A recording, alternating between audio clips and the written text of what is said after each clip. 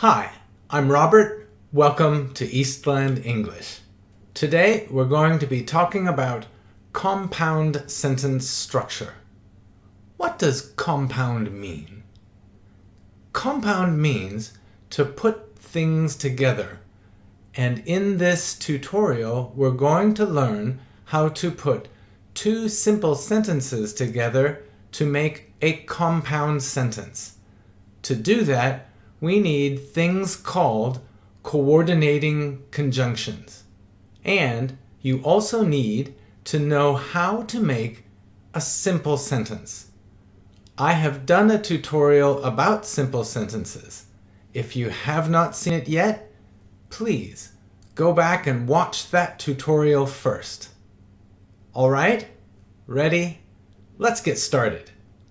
Compound sentence structure. Compound sentences are two simple sentences joined by a coordinating conjunction. Coordinating conjunction. Small words that link together two simple sentences to make compound sentences.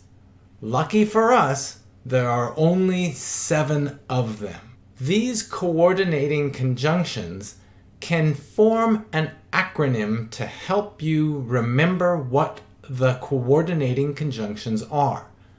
There are only 7 of them, and luckily, they make a nice word. FANBOYS. Each one of these letters stands for one of the coordinating conjunctions. Do you know which ones they are? For, and, nor, but, or, yet, so.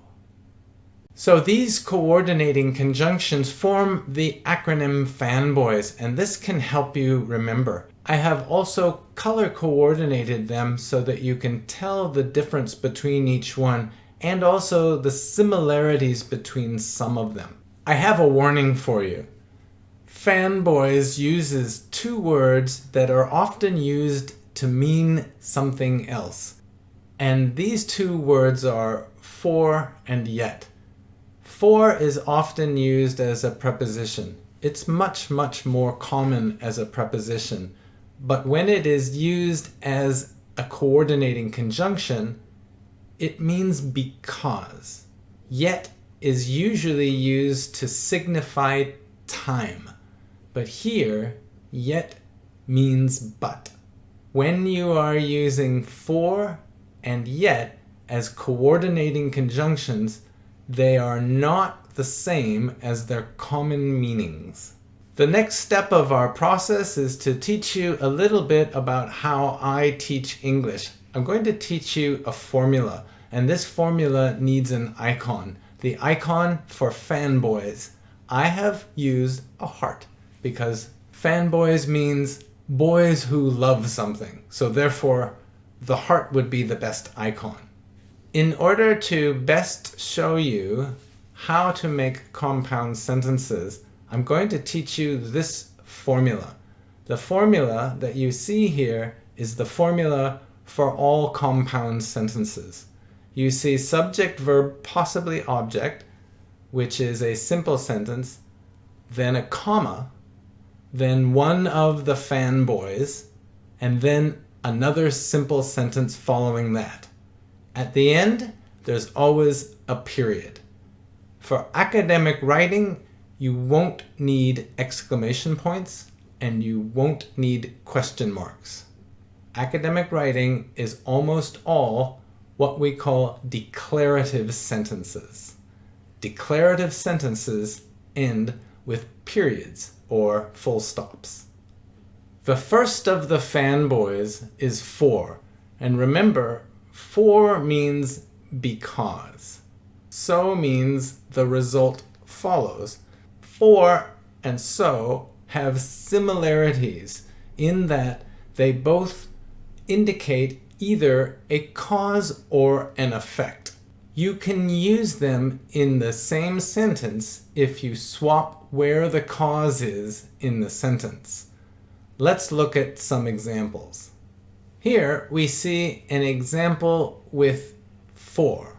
And remember, for means because.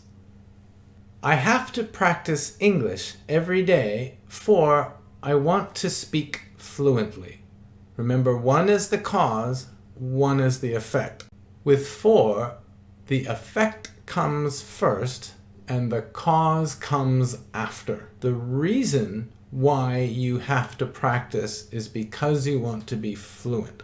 So again, for equals because. You've also noticed that I've underlined English and it. It in the second part of the compound sentence equals English. And when we swap it and use so, you'll see the pronoun reversed as well. Let's look at the second example. In the second example, we have swapped where the clauses or where the simple sentences come because we have swapped for so. Remember, so equals the result follows, and for means because. When we use so, we have the cause first and the effect afterwards.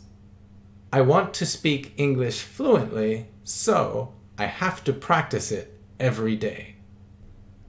Let's look at our next coordinating conjunction, and.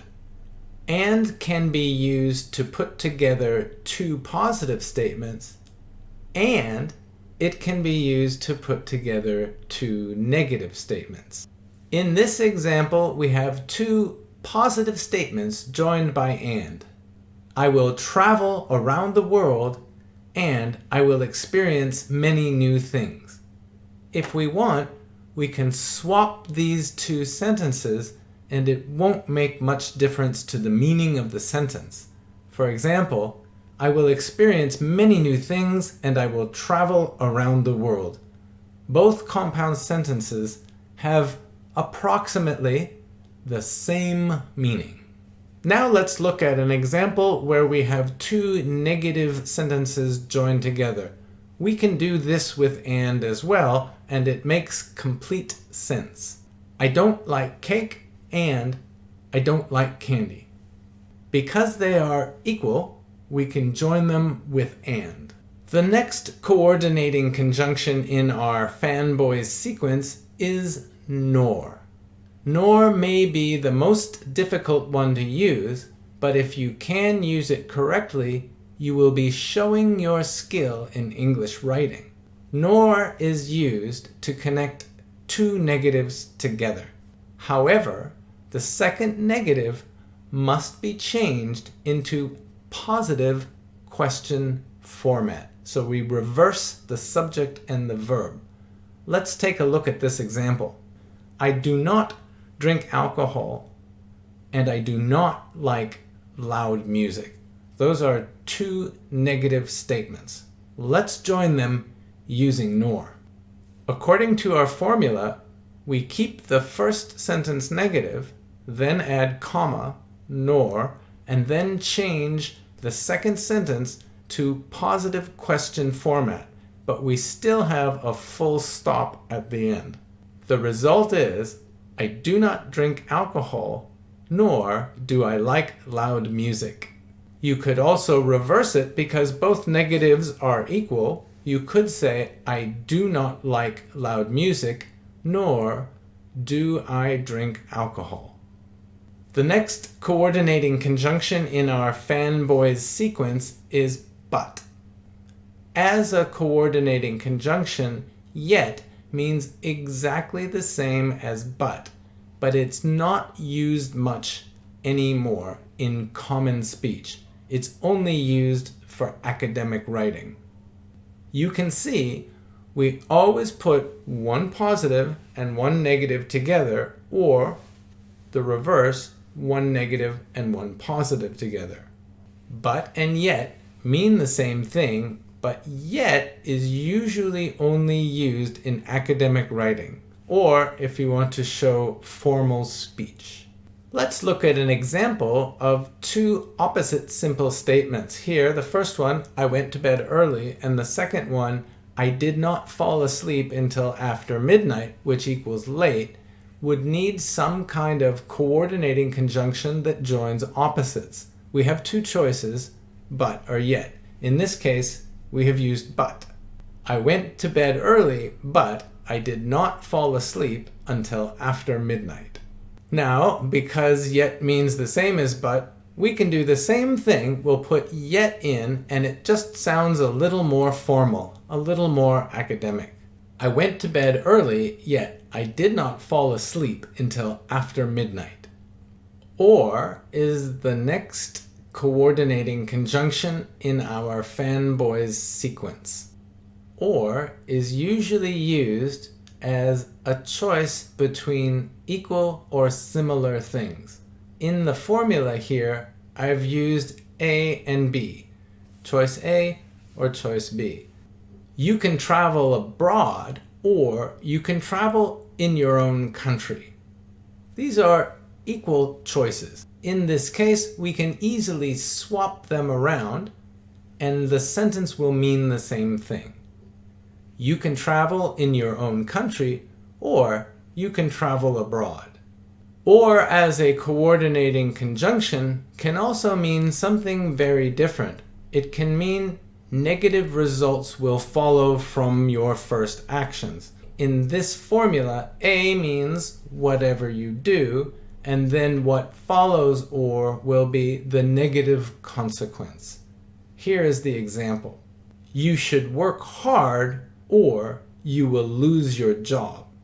So again, A is the situation, and following the comma and or would be a negative result of A. We come back to yet again. Remember, for coordinating conjunctions, yet means but. She does not notice me, yet I always notice her. How many of you feel the same way? At the end of FANBOYS, we have so. And remember, we did so before because so and for are closely related. You can use for or so in the same compound sentence, but you just have to swap where the cause is and where the effect is. After for will be the cause, after so will be the effect. Let's look at one final example. I want to have more friends, so I have to learn to speak politely.